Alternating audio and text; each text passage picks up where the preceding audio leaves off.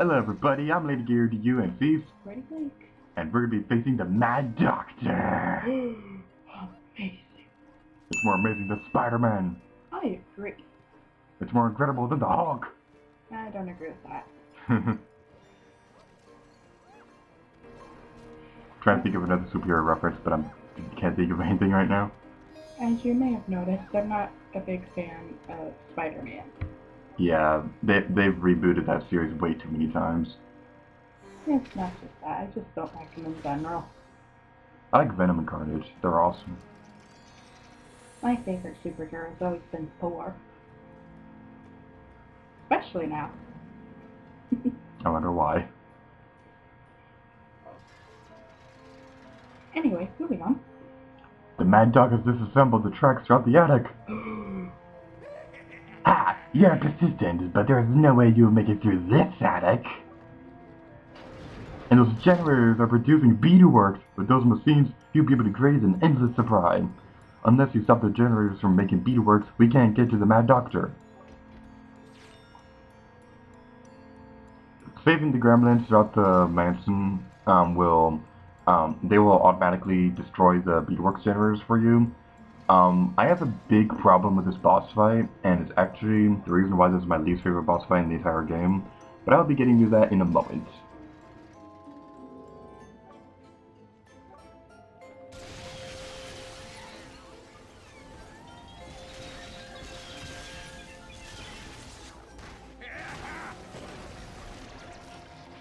He's so bald! Stop calling me Doc! I'll find a way to stop you, Mickey! 2 more beadworks generators left. So, as usual, we're going to be taking care of the paint method first, and then the thinner method. The big problem I have with this boss fight is that, first of all, it's just fighting the beadworks, and that's really lame. Second of all, the way that you fight the paint and thinner methods seem like they're like completely backwards from what they should be. The thinner method is destroying the beadworks. The paint method is attacking the Mad Doctor. That should be backwards, because saving the gremlins will cause them to help you with the thinner method. And you need a bunch of sketches for the paint method to work. So it's really annoying, and I don't really understand why they did that. So that's the reason why this is my least favorite boss fight in the game. Vulnerable spot has been revealed since that.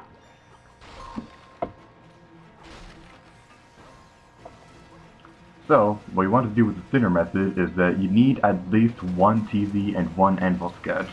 As usual, defeating the different beadworks will give you sketches if you need them.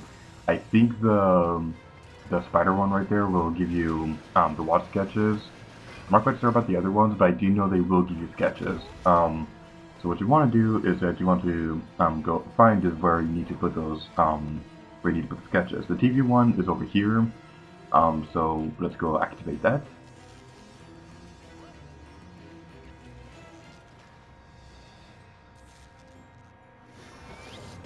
TV powers electricity! Oh, who knew? Who I would thought it was the other way around. Who would have thought? And now we need to get on top of that platform over there. You just have to make it stand on it. The paint method is very easy, and which also leads to me just getting really confused as to why they set up the boss fight. Because you'd think the thinner method would be easier to do, because that's kind of like how it's been throughout most of the game, where the thinner method is usually the easiest path.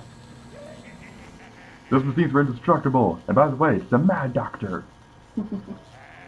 Alright, you'll pay for this, Mickey Mouse. You can tell he's really serious because he had 2 exclamation points. Amazing. I stop counter on screen every time you say that.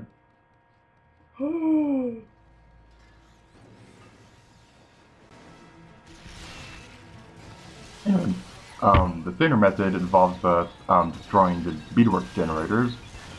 So what you want to do is that you want to fight one of the beadworks that it comes from, so that it will respawn another beadwork, so the eyeball will be exposed so you can thin it out. That might be the reason why that's the thinner method, because you're using thinner against it. But still, you're saving the gremlins to help you with it, and it's stopping the beetleworks like forever or whatever. That unintentionally rhymed. So I just don't really understand why they did that. But I'm gonna shut up about that because I've said that way too many times. Anyway, that beetleworks right there. He's still super annoying. You need to thin him out so that he'll come racing towards you and try to slice you with this sword. As usual, after the first spin attack, the green dot will be exposed. So you have to do that twice and stuff like that.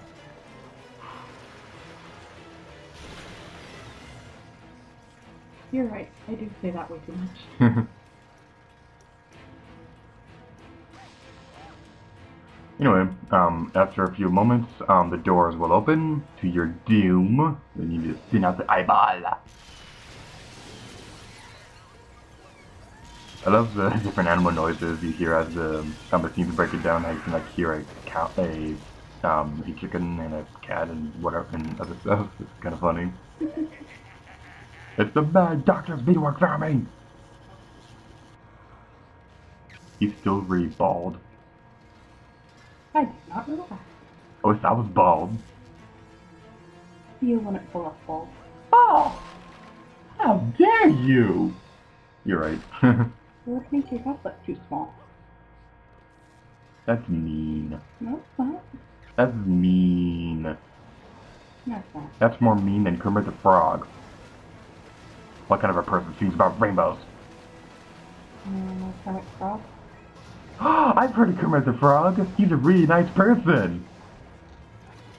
Yeah. Let's go with that. So anyway, with these beetleworks enemies over here, what you want to do is that you only have to take care of the tanker. I think that's his name. The giant poison apple. Which, by the way, I love this version of the tanker beetleworks. How it's like a poison apple. Because it's like a really awesome reference to Disney's first feature-length movie. One bite, and all of your dreams will come true. Just one bite. And we destroyed the Mad Doctor!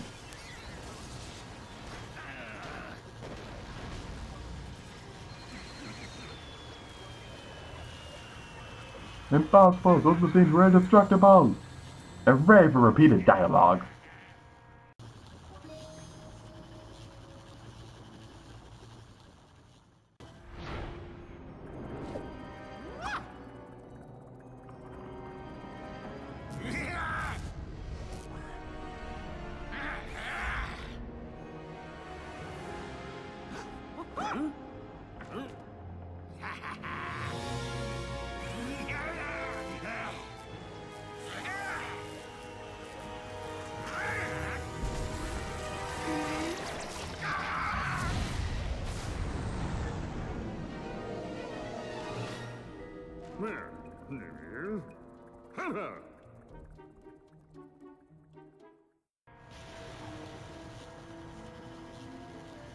As usual, your pain and thinner capacity will change depending on how you defeat the boss fight.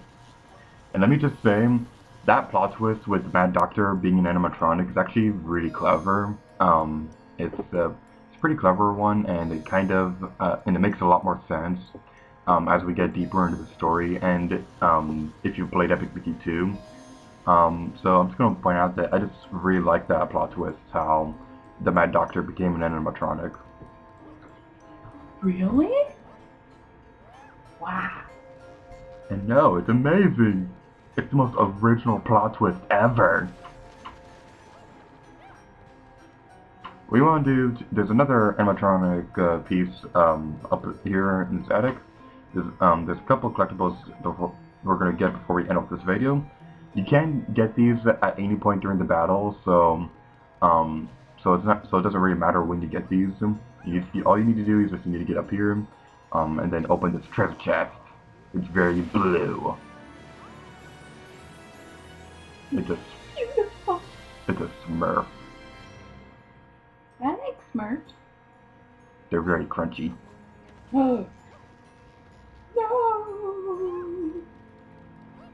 There's also a piece of extra content and a gold pin behind the where my doctor was standing. So let's go grab those real quick. Jump across here. It's in plain sight, so it's not really all that. So it'd be kind of shocking if you actually missed that. This gold pin over here, however, is pretty well hidden. It requires you to explore. And with that, we're done with Lonesome Manor. Yeah! Woo! And with that, we're gonna this video off here. So, thank you guys for watching this video of Epic Mickey. Later Gator to you. And I'm Cordy Dyke. Bye bye.